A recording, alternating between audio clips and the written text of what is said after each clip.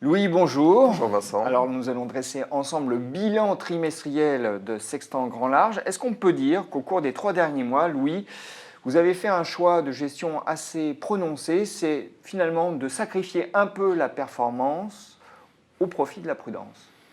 Alors effectivement, hein, le marché étant toujours cher, nous sommes restés sur des niveaux d'exposition action faibles, hein, même si au cours du quatrième trimestre, nous avions augmenté l'exposition action jusqu'à 33%, après un point bas de 21% courant octobre.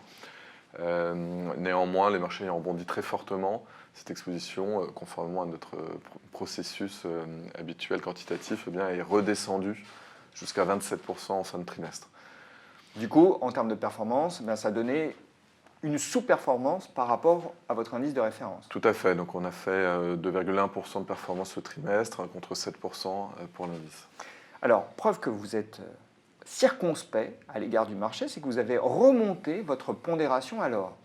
Tout à fait. Donc l'or, qui est un actif plutôt défensif par rapport au marché action traditionnellement, ça nous paraît intéressant dans le contexte actuel puisque les taux étant encore plus longtemps bas que prévu, le coût d'opportunité de détenir de l'or est plus bas. Et puis par ailleurs, le secteur des orifères en micro nous paraît intéressant en ce moment, avec des sociétés qui sont moins soucieuses de développer leur production à tout prix et plus concentrées sur la rentabilité pour les actionnaires par de la réduction de coûts, des fusions, des réductions de plans d'investissement. Donc c'est une dynamique qui est plutôt intéressante.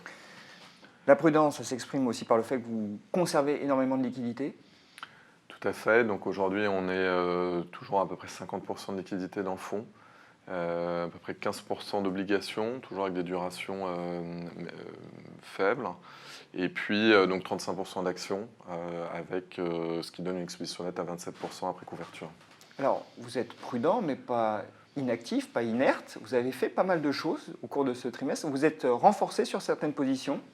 Alors tout à fait, nous sommes renforcés sur des sociétés comme Berkshire ou Samsung, qui bien qu'étant de très grande valeur, nous paraissent mal comprises en ce moment. Donc Berkshire qui a publié des résultats opérationnels extrêmement solides sur 2018, avec toujours une croissance à 2 chiffres, des profits sur longue période, ce qui est absolument extraordinaire pour une société de cette taille, et qui pour autant traite à des niveaux de valorisation extrêmement bas, alors même qu'elle accumule de la trésorerie au bilan, ce qui pour nous est une valeur optionnelle intéressante, puisqu'on sait que Berkshire saura la faire fructifier en cas de crise. Sur Samsung, ce qui est intéressant, c'est pareil, c'est un peu un côté bas de siècle en termes de profit sur les semi-conducteurs, voilà, qui devrait se produire dans le courant de l'année, mais en face de ça, une valorisation de la même façon historiquement basse sur une société qui est de bonne qualité et qui a augmenté structurellement son retour aux actionnaires. Donc, même dans un marché qui appelle à la prudence, on déniche des opportunités. C'est ça qui est intéressant. Il y a aussi un point que j'aimerais souligner, c'est que vous conservez, vous êtes même conforté dans votre biais positif à l'égard du Japon. Je crois que vous revenez d'un voyage dans l'archipel nippon et vous avez été particulièrement rassuré. Tout à fait. Donc, le Japon aujourd'hui, c'est la deuxième pondération géographique après la France, dans Sextant Grand Large. Donc, effectivement, on a été conforté sur certains choix de valeur à travers notre voyage de 3 semaines là-bas dans le courant du mois de mars, mais également sur la dynamique du marché japonais. Les investisseurs qu'on a rencontrés là-bas nous ont dit qu'ils étaient de plus en plus confiants sur les mesures que prenait le gouvernement et l'autorité des marchés locales pour que les intérêts des actionnaires soient mieux pris en compte, pour que ceux-ci aussi prennent davantage leurs responsabilités, en votant aux assemblées générales, en n'hésitant plus à être en désaccord avec les directions en place.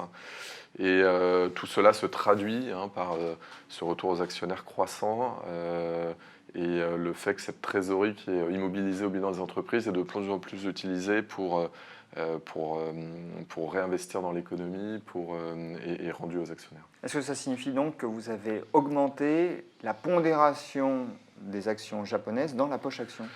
Alors toujours pareil, vraiment sur des critères purement microéconomiques. Hein. Donc effectivement, on a par exemple renforcé la position en Rinnai, hein, le numéro 1 mondial des chauffe-eau sans ballon. Hein, donc une solution très écologique hein, qui aujourd'hui a le vent en poupe, notamment aux États-Unis, en particulier en Californie, où elle profite de réglementations favorables.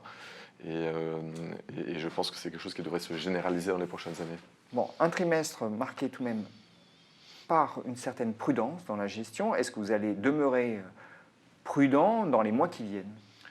Alors effectivement, hein, c'est de nouveau un peu tous les indicateurs fondamentaux hein, qui incitent à cette prudence. J'ajouterais même que sur un plan tactique, on voit des indicateurs qui commencent à être inquiétants. Par exemple, l'optimisme des traders, hein, qui est un bon indicateur contrariant à court terme. Et aujourd'hui, vous avez plus de 90% des traders qui sont optimistes sur les marchés actions, ce qui nous encourage plutôt à la prudence, effectivement. Louis, merci. Merci Vincent.